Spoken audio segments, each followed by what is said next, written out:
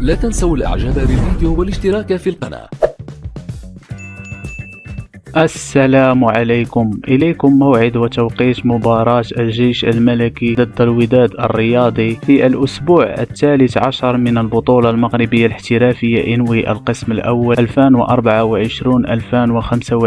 والقنوات الناقلة للمباراة. يحتل فريق الوداد الرياضي المركز الثالث في البطولة المغربية الاحترافية برصيد 22 نقطة، بينما يحتل فريق الجيش الملكي المركز الخامس برصيد 20 نقطة. ويستضيف نادي الجيش الملكي نادي الوداد الرياضي في الجولة الثالثة عشر من البطولة المغربية الاحترافية على الملعب البلدي بالقنيطرة يوم الخميس 19 دجنبر 2024 في تمام الساعة 6 بتوقيت المغرب و8 بتوقيت السعودية إن شاء الله. ومن المرتقب نقل هذه المباراة على قناة الرياضية HD.